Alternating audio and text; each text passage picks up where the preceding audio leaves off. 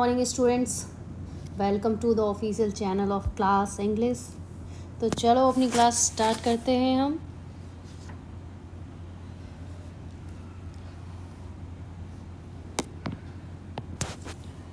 कुछ सेंटेंस में लिखने जा रही हूँ, एक बार आप सॉल्व करके इसको ट्राई करना है ना. He that he had been involved in any crimes.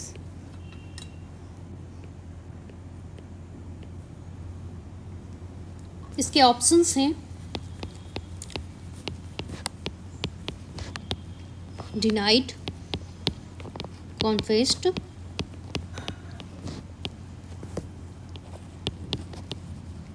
Admitted, responded. चलो बताओ कौन सा फिल करोगे, कौन सा वर्ड फिल करोगे.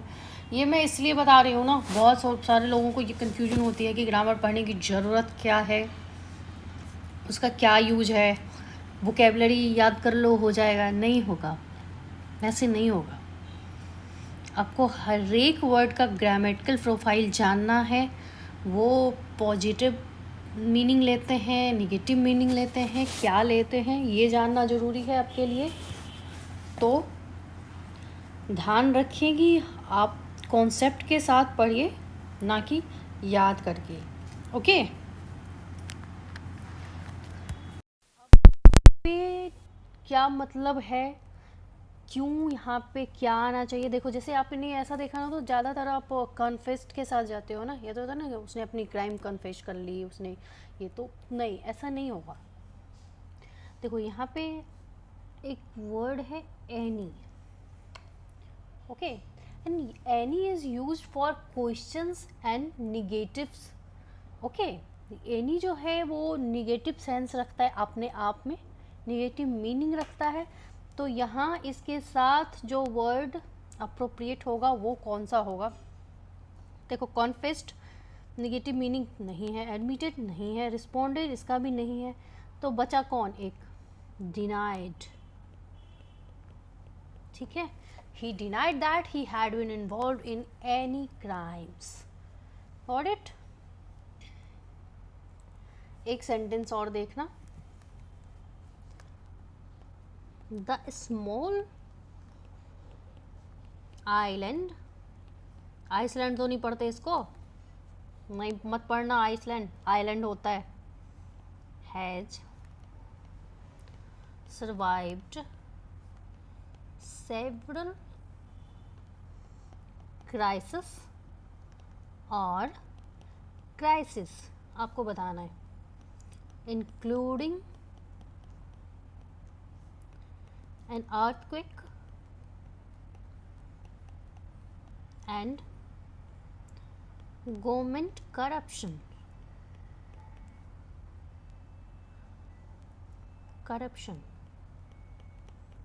अब बताओ यहाँ पे क्राइसिस आएगा या क्राइसिस आएगा, क्या आएगा. जनरली तो आप सुनते हो क्राइसिस तो वही सही करके आते हो, आपको लगेगा कि क्राइसिस ही सही है. देखो अब crisis is simply the word used when explaining more than one crisis. Okay. तो एक तरह से आप बोल सकते हो कि ये इसका प्लूरल है. क्राइसिस ये जो है इसका प्लूरल है. ओके. आप ऐसा बोल सकते हो. लेकिन जो तो वर्ड क्या आएगा यहाँ पे, ये बताओ. ये यहाँ पे ये सही है, क्योंकि यहाँ मोर देन वन क्राइसिस की बात हो रही है, तो यहाँ क्राइसिस आएगा. तो आप इसके सामने ये लिख सकते हो, crisis is simply the word used when explaining more than one crisis. अब आप बोलोगे कि ये कहाँ पे यूज होगा, इसको सेंटेंस में बताओ. तो इसको भी हम सेंटेंस में देखते हैं. देखना, since the latest currency crisis, the country's economy has been on a slow path to recovery. अब यहाँ पे क्राइसिस क्यों नहीं हुआ, क्राइसिस क्यों आया? क्योंकि यहाँ पे एक ही क्राइसिस की बात हो रही है जो कि करेंसी क्राइसिस है, तो ये यहाँ पे सही है, ठीक है। कई बार पूछे गए हैं आपके पेपर में, ठीक है, ये एरर डिटेक्शन में, फिलर्स में, तो ये छोटी छोटी बातें हैं पर ध्यान रखने की बातें हैं, आपके पेपर में यूज होगा। तो अब अपनी वोकेबलरी करते हैं, हम वोकेबलरी पार्ट करते हैं। तो फर्स्ट जो वर्ड है आपका है फोर्टिट्यूड। अब ये सुना होगा ना आपने, फोर्टिट्यूड, धैर्य सुने हो, धैर्य, पैसेंस, एंड्योरेंस, तो वही फोर्टिट्यूड है, ओके। पैसेंस, एंड्योरेंस,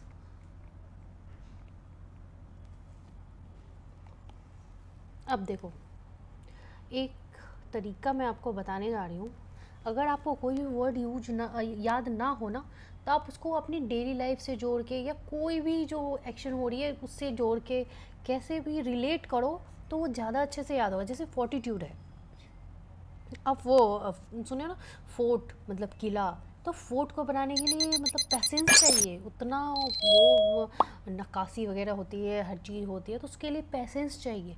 तो फोर्ट को बनाने के लिए क्या चाहिए, फोर्टिट्यूड चाहिए, धैर्य चाहिए, पैसेंस चाहिए। फोर्ट को बनाने के लिए फोर्टिट्यूड चाहिए। ऐसे याद करोगे ना, कभी नहीं भूलने वाले आप। अब वो सिंपल याद करते रहोगे, fortitude means patience, fortitude means patience, no, ये सही तरीका नहीं है याद करने का, भूलोगे ही भूलोगे आप। ऐसे करके देखो, फिर एक दिन ऐसा भी आएगा कि आपको डिक्शनरी पलटने की ज़रूरत नहीं पड़ेगी, ठीक है। चलो आगे बढ़ते हैं। ईक आउट, ये सुने ना, जैसे तैसे निर्वाह करना, फिल आउट कह सकते हो इसको। चलो इसको सेंटेंस से देख लेते हैं क्योंकि समझ नहीं कहीं आए आपको। ही इक्ड out his years in great poverty.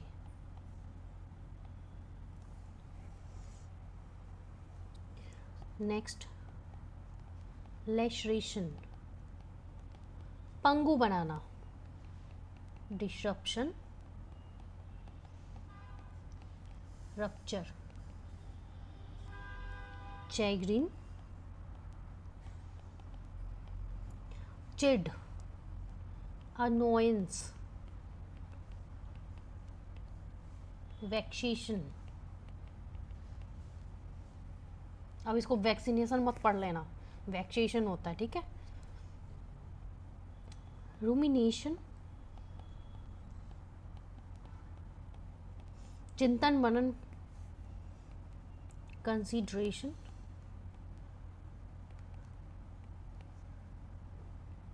Contemplation. अब इसको कैसे याद करोगे, रूमिनेशन, वो रूम में बैठ के रूमिनेशन कर रहा है, कि चिंतन मनन करते हो ना रूम में बैठ के अकेले, तो वही है ये। इसको ऐसे लिंक करके याद करो ना कि हमेशा के लिए याद करें। अब रूम, जब रूमिनेशन देखो ना, आपको रूम याद आएगा, रूम याद आएगा ना तो आपको चिंतन मनन याद आएगा, हो गया, कभी भूलना ही नहीं है आपको, रूमिनेशन। समझ गए।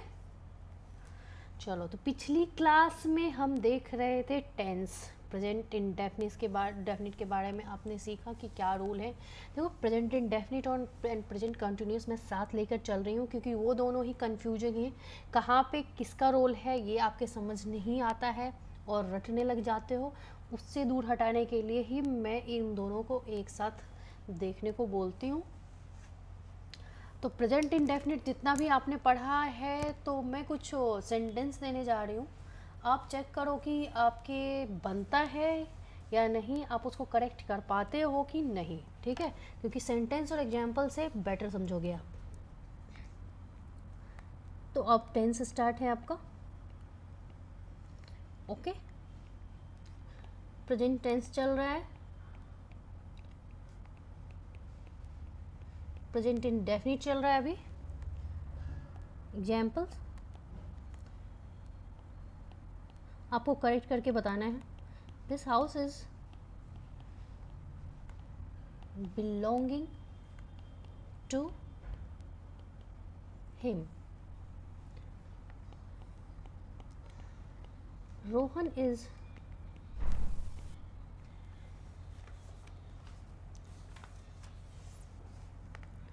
understanding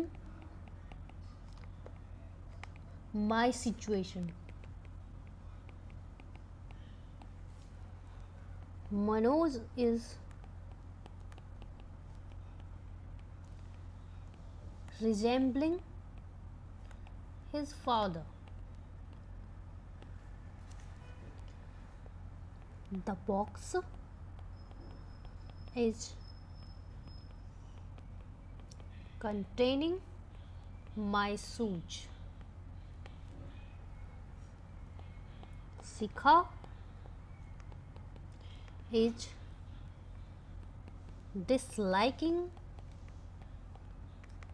her brother's behavior. अब जल्दी जल्दी करेक्ट करके बताओ।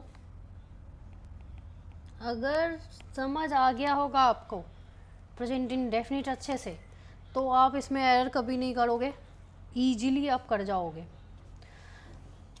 तो देखो, this house is belonging to him. First of all ये आपको बताना है कि ये जो है ये क्या बता रहा है, पोजीशन बता रहा है। कोई एक्शन हो रही है क्या इसमें? आपको मैंने बताया था कि जब भी पोजीशन बताए या आपकी हैपनिंग बताए, स्टेट बताए, कोई इन्फॉर्मेशन दे, तो हमेशा प्रेजेंट इंडेफिनिट होता है। अगर वो एक्शन वर्ब नहीं है तो वहाँ कॉन्टिन्यूअस नहीं दे सकते आप। यहाँ कोई एक्शन वर्ब है क्या? देखो, मैं डिफरेंट एंगल से आपको देखना सिखा रही हूँ। This house is belonging to him, कैसा? ये मतलब उससे बिलोंग कर रहा है, तो बिलोंग करता है, तो इसमें आप एक इन्फॉर्मेशन देख रहे हो कि एक इन्फॉर्मेशन दे रहा है आपको, है ना? कोई एक्शन तो हुआ नहीं। अब ये चीज़ आपकी है तो इसमें कौन सा एक्शन है? कोई एक्शन नहीं है, ठीक है, कोई एक्शन नहीं है उसमें, बस बिलोंगिंग है, वो इन्फॉर्मेशन दे रहा है आपको।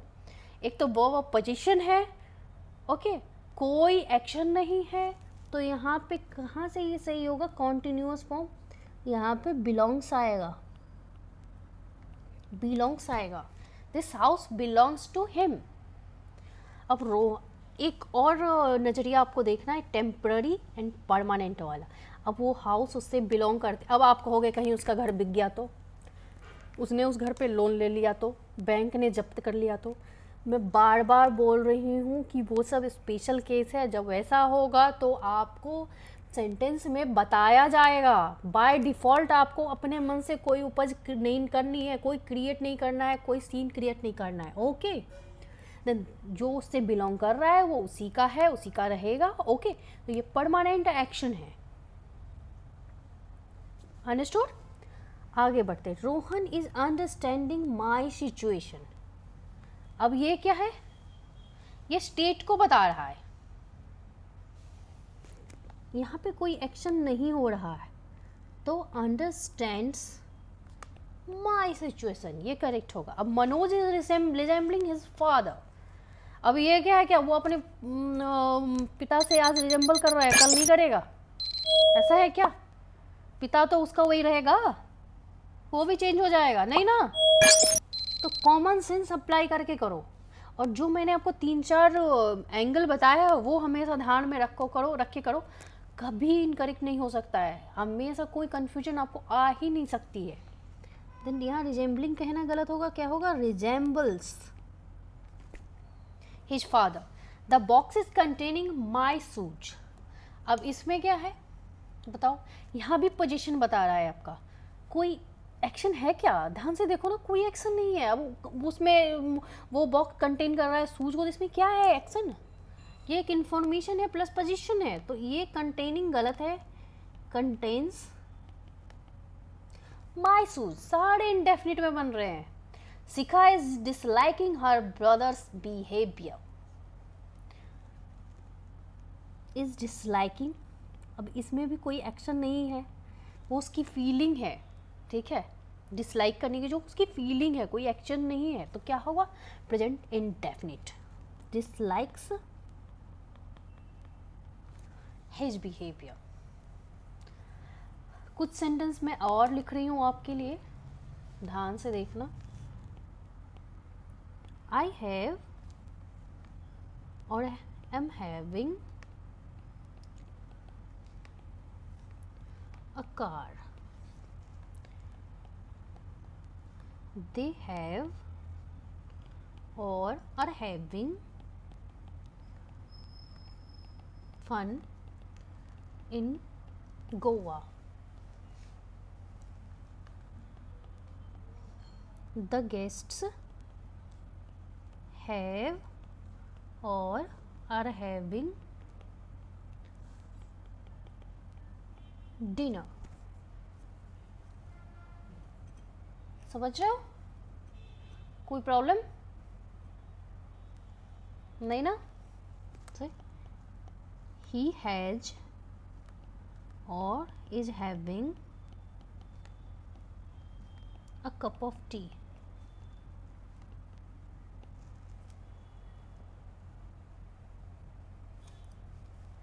इतना हो गया। तो अब आप बताओ कि इसमें से कौन सा सही है, कौन सा गलत है। देखो कई बार ना आपको ये भी मैंने बहुत जगह देखा है कि ऐसे पढ़ा रहे हैं कि ऐसे ध्यान रख लो कि इंजॉइंग आ रहा है, ड्रिंकिंग आ रहा है, तो वो आपका हमेशा ये कॉन्टीन्यूअस में बनेगा। पोजीशन दिखा रहा है, कोई प्लान है, रिलेशन है, तो वो आपका इंडेफिनिट में बनेगा। देखो बनेगा तो उसी में, लेकिन क्यों बनेगा ये रटने की ज़रूरत है क्या, नहीं। अब देखो आई हैव और I am having a car, ये क्या बता रहा है आपको, पोजीशन बता रहा है प्लस एक इंफॉर्मेशन दे रहा है। एक्शन तो इसमें कुछ नहीं हो रहा है, तो I am having a car किधर से आएगा, ये गलत है। आई हैव अ कार सही है, ठीक है। They have or are having fun in Goa. अब एक बात बताओ मुझे, फन करने के लिए क्या ऐसे सब चुपचाप शांति से बैठ जाओगे एक जगह पे, वो फन होगा क्या भाई। कोई एक्शन करोगे तभी तो फन होगा, इंजॉय तब भी कर पाओगे ना, कि ऐसा चुपचाप के कोने में बैठे हुए सबके सब और वो फन हो रहा है, नहीं। तो उसके लिए एक एक्शन की ज़रूरत है, तो यहाँ पे एक्शन हो रहा है, इसीलिए दे ये सही है, they are having a fun in Goa, ये गलत है। The guests have or are having dinner. अब ये खाना रखा है और आप बैठे हो, उसके लिए कुछ करोगे तभी तो आपके मुंह में जाएगा, कोई एक्शन करोगे तब तो। खाना उठाओगे, मुंह में खाओगे तभी तो वो एक्शन हो रहा है ना वहाँ पे। तो they are having dinner, the guests are having dinner, यहाँ पे हैव गलत है आपका। He has or having a cup of tea, वैसे ही सेम। अब टी आपकी मेज पे रखी है, क्या उड़ के तो आपके मुंह में जाएगा नहीं, उसके लिए आपको एक्शन करना पड़ेगा, उठाना पड़ेगा, मुंह तक ले जाना पड़ेगा, पीना पड़ेगा, तो पीने का एक्शन हो रहा है ना। तो he is having a cup of T, ये कहना सही है, ये गलत है। तो देखो अब कहाँ से इंजॉय है तो कॉन्टीन्यूअस होगा, ड्रिंकिंग है तो कॉन्टीन्यूअस होगा, रटने की ज़रूरत पड़ रही है क्या, नहीं ना। सिंपल सी बात है, जो एक्शन जहाँ हो रहा है, ऑनगोइंग और एक्शन हो रहा है, वहाँ कॉन्टीन्यूअस आएगा। जहाँ सिर्फ और सिर्फ इंफॉर्मेशन दे रही है, पोजीशन बता रहा है, हैपनिंग बता रहा है, कोई स्टेट बता रहा है, तो वहाँ पे आप हमेशा हमेशा प्रेजेंट इंडेफिनिट यूज करोगे। तो अब मुझे नहीं लगता कि आपको रटने की कोई ज़रूरत है ना, रटने की कोई ज़रूरत नहीं है आपको, रटने की ज़रूरत नहीं है। तो आगे कुछ और सेंटेंस देखते हैं, देखो एग्जाम्पल से बेटर समझ आएगा, है ना। से Mahesh is frequently telling a lie. Tanisha is often talking to her friends.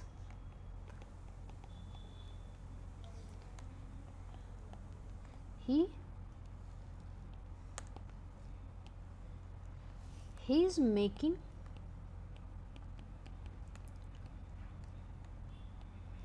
fun of others always.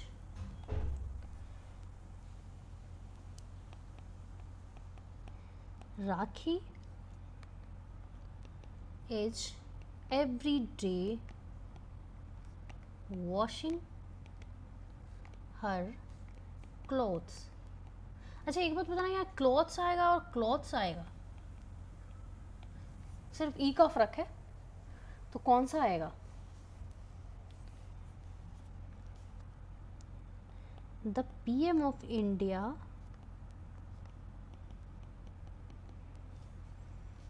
is announcing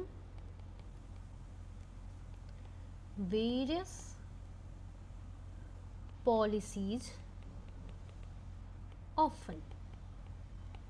अब कौन सा सही है कौन सा गलत है एक बार मुझे आप बताओ। पिछली क्लास में मैं आपको बता चुकी हूँ कुछ इंडिकेटर जो की वर्ड्स हैं प्रेजेंट इंडेफिनिट के, उनके बारे में। अगर आपने क्लास को सीरियसली किया होगा तो ये आप आसानी से कर जाओगे, और नहीं तो चलो एक बार मैं और रिपीट करूँगी उसको क्योंकि इम्पोर्टेंट है। ठीक है, तो देखो कीवर्ड्स जो हैं प्रेजेंट इंडेफिनिट के, जो कीवर्ड्स हैं always, usually, often, frequently, repeatedly, never, seldom, rarely, barely। इनको देख के आपको ऐसा लग रहा है कि ये फ्रीक्वेंसी बता रहे हैं या रूटीन या हैबिट बता रहे हैं, कुछ ऐसा लग रहा है आपको? आप हमेशा ये काम करते हो, आपकी आदत होगी तभी तो करते हो,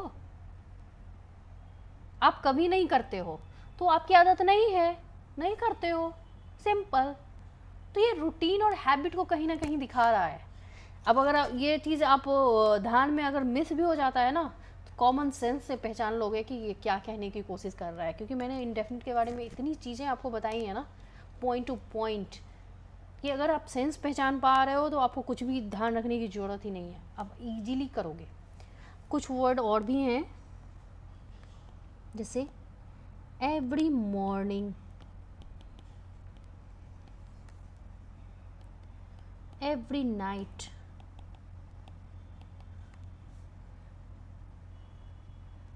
now and then, off and on, day in and day out। ये भी आपके फ्रीक्वेंसी बता रहे हैं, लेकिन फ्रीक्वेंसी के साथ साथ ये टाइम भी बता रहे हैं। तो चलो इतना जब हो गया तो ये आप आराम से बताओ मुझे पहले कि इससे क्या समझे हो आप। तो देखो ये जो है ना आपका, Mahesh is frequently telling a lie. Frequently मैंने अभी अभी बताया है कि रूटीन और हैबिट बता रहा है, तो ये इनडेफिनिट में जाएगा, तो ये कॉन्टिन्यूअस में किधर से बन गया है, किधर से बना है? तो यहाँ पे होना चाहिए महेश फ्रिक्वेंटली टेल्स अ लाई। महेश फ्रिक्वेंटली, अच्छा एक बात बताओ, अगर मैं ऐसा लिख देती हूँ महेश टेल्स अ लाई फ्रिक्वेंटली, सही होगा क्या? बोलने का तो बोलते हो भाई, बोलने पे तो जाओ ही मत, वो आधा से अधिक एरर रहता है। ठीक है, तो महेश टेल्स अ लाई फ्रिक्वेंटली गलत होगा, महेश फ्रिक्वेंटली टेल्स अ लाई सही होगा। ऐसा क्यों? तो आप देखना, ये जो आपके हैं फ्रीक्वेंसी बताने वाले वर्ड फ्रीक्वेंसी बताने वाले वर्ड,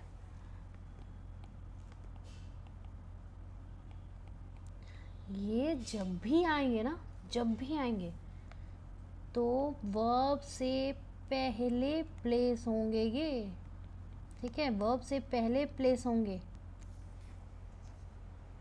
हमेशा। और वही इसको देखोगे जब आप, तो ये मैंने आपको अभी भी बताया ना, फ्रीक्वेंसी प्लस टाइम दोनों बता रहा है। देख के नहीं लग रहा, एवरी फ्रीक्वेंसी, मॉर्निंग, टाइम, तो फ्रीक्वेंसी और टाइम दोनों ही बता रहा है ये। तो ऐसे जो आपके वर्ड होंगे वो हमेशा आपके सेंटेंस के एंड में आएंगे, ठीक है। और ये सब जो क्या है ना, आपका एडवर्ब ऑफ फ्रीक्वेंसी है। एडवर्ब जो बताऊंगी तब वो सब आपको डील करूंगी, ठीक है। तो Tanisha is often talking to her friends, इसमें क्या एरर है? ऑफन रूटीन बताता है, हैबिट बताता है, इंडेफिनिट में यूज होगा इसीलिए, ठीक है। ये इंडिकेटर है कि भाई मैं आ गया हूँ, अब मेरे साथ इंडेफिनिट लाओ, प्रेजेंट इंडेफिनिट लाओ, मैं कॉन्टिन्यूस नहीं ले रहा। तो ये गलत है, ये भी गलत है। Tanisha often talks to her friends, okay, क्योंकि ये फ्रीक्वेंसी बता रहा है तो इसीलिए ये वर्ब से ठीक पहले आया है, यहाँ भी वर्ब से ठीक पहले आया है। अब he is making a fun of others always, ये बताओ, देखो ऑलवेज आ रहा है, ये भी आपका प्रेजेंट इंडेफिनिट का इंडिकेटर है। रूटीन बता रहा है, हैबिट बता रहा है, तो इज मेकिंग तो होगा नहीं। अब ऑलवेज का देखो प्लेसमेंट भी गलत है, ये प्लेस तो इसकी है नहीं, फ्रीक्वेंसी बताने वाला है, तो ये क्या होगा, हमेशा आपका वर्ब से पहले आएगा। Always makes a fun of others, ठीक है, ये यहाँ पे प्लेसमेंट इसकी सही नहीं है, एरर है ये। Rakhi is every day washing her clothes, अब ये देखो एवरी डे बता रहा है, भाई कॉन्टिन्यूस नहीं चाहिए हमें, जाओ तुम, वॉशिंग नहीं होगा, वॉशेस होगा। अब ये फ्रीक्वेंसी टाइम दोनों बता रहा है, तो इसका प्लेसमेंट गलत है, ये सेंटेंस के लास्ट में आएगा, एवरी डे। अब एक और चीज़, क्लोथ्स होगा, क्लॉथ्स होगा, तो देखो ये क्लॉथ्स जो है ना आपके, वो स्टिच्ड क्लॉथ्स हैं और ये अनस्टिच्ड है। तो देखो ये हमेशा, अब वो हमेशा रोज अपने कपड़े धो रही है, तो भाई स्टिच्ड ही धोती होगी, स्टिच्ड ही पहनते हैं लोग। आपको अगर महात्मा गांधी जैसे वो क्या कहते हैं सिर्फ क्लॉथ्स ही पहनते हो, तो मैं आपको बार बार कह रही हूँ वो सब स्पेशल केसेस हैं, एग्जामिनर हमेशा आपको सेंटेंस में वो बताएगा, लेकिन बाय डिफ़ॉल्ट जो नॉर्मल कंडीशन है वही आपको मानना है, ठीक है। तो लोग सिले हुए ही कपड़े पहनते हैं, दैट्स वाई यहाँ पे जो है ईएस वाला सही है और क्लॉथ्स गलत है, समझ रहे हो। आगे बढ़ते हैं। The PM of India is announcing various policies often, अब ये देखो पीएम ऑफ इंडिया, एक तो देखो ये चलो ऐसे हम नहीं देखते, ऑफन को छोड़ दो, PM of India is announcing various policies of, आपको ऐसा नहीं लगता कोई इन्फॉर्मेशन देने की कोशिश कर रहा है? और अगर ऑफन ध्यान में है आपको तब तो ये इंडिकेटर ही है, तब तो आपको कुछ सोचना ही नहीं है, यहाँ पे ये हटाओ और अनाउंसेस लगाओ, ऑफन की जगह वर्ब से ठीक पहले। The PM of India often announces various policies. Got it? आगे बढ़ूं? चलो इतना अगर आपको समझ आ चुका है तो 2 सेंटेंस अगर आपने कर लिया फिर कोई प्रॉब्लम ही नहीं है। She is not bringing sweets for me, never. Reena does not knows